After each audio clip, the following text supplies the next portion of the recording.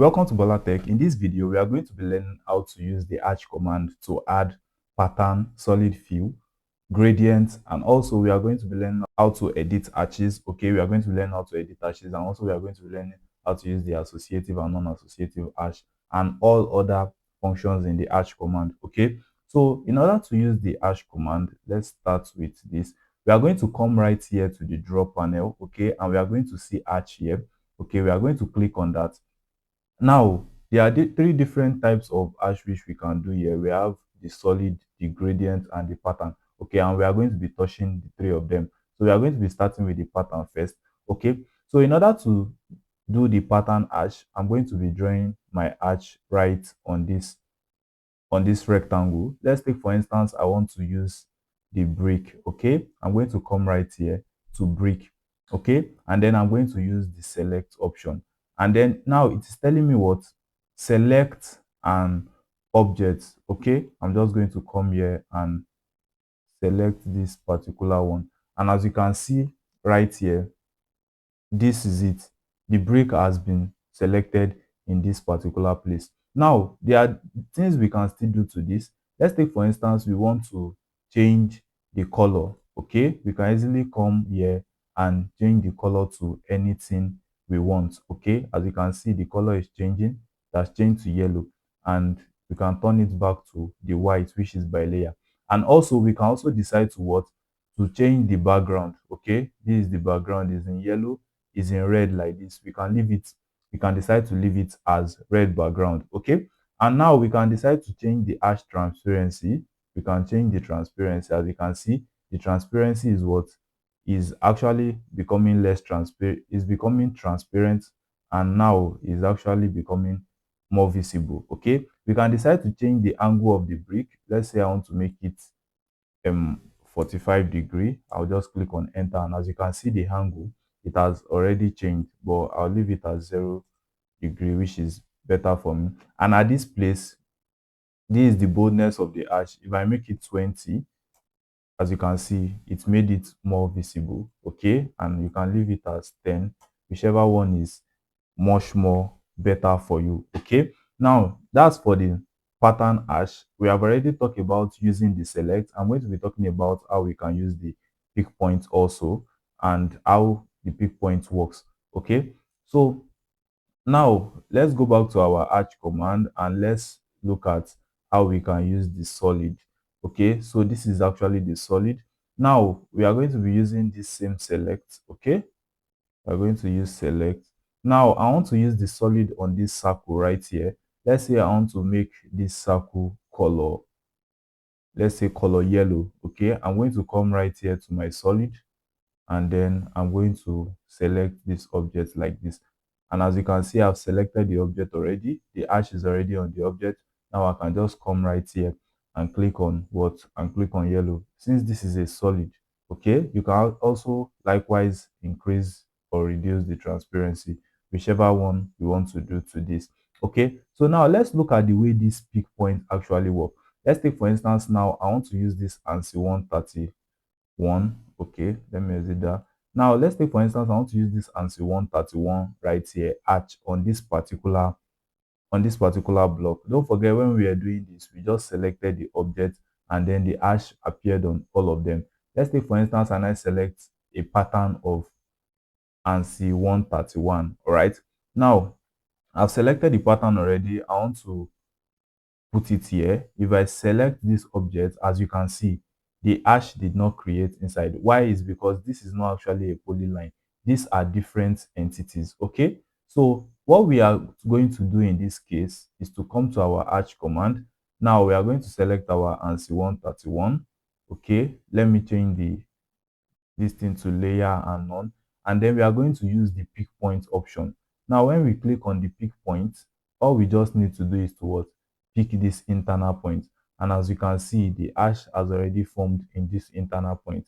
You can as well do it for any other internal point that does not have its edges as a polyline. Okay, so that's the way that pick point option works.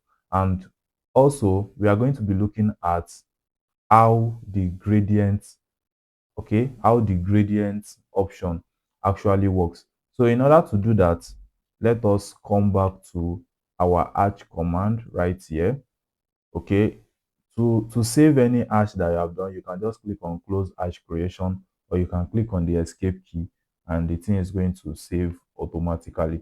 Okay, so now to use the gradient, you are going to come right here to gradient, and then we can easily select any type of gradient that we want to select. I can decide to select this particular one, okay, like this, and then I'm going to what, pick an internal point like this, or I can decide to use the select, since this is actually a polyline. Okay, so I can decide to use this particular option, and as you can see, this is already selected.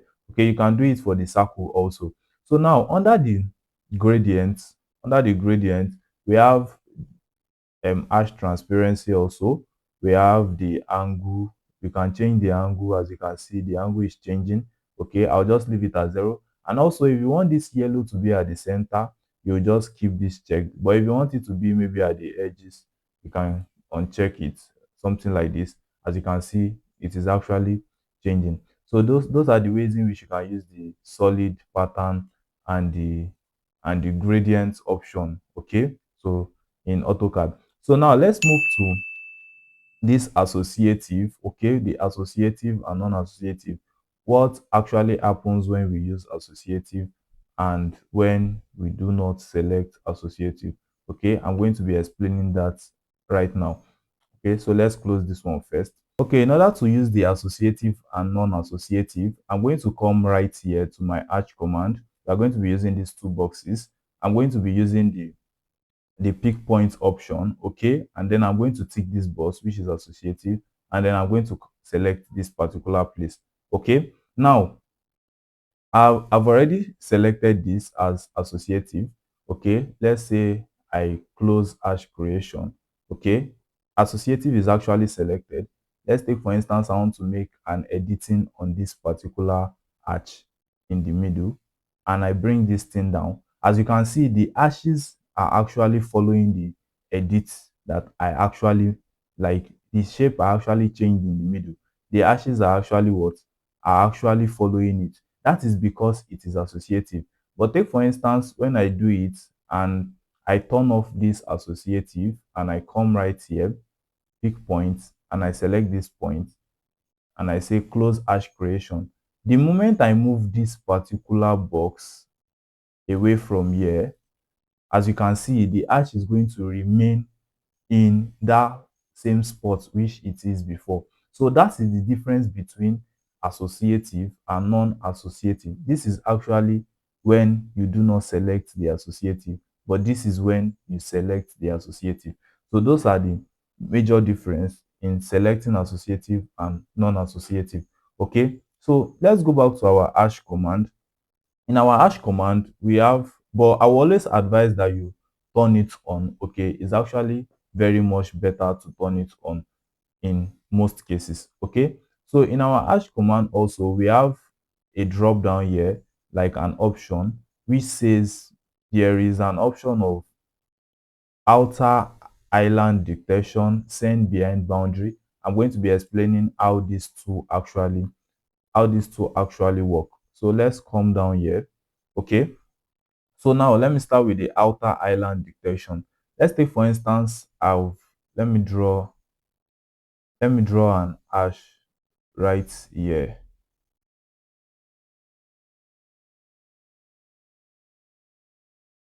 Okay, let's draw an hash like this. Okay, so this is actually, we have drawn an hash and the outer part and the inner part of this. Let's say, for instance, we want to make some changes. Okay, we want to make some changes in this particular block right here, which we have done.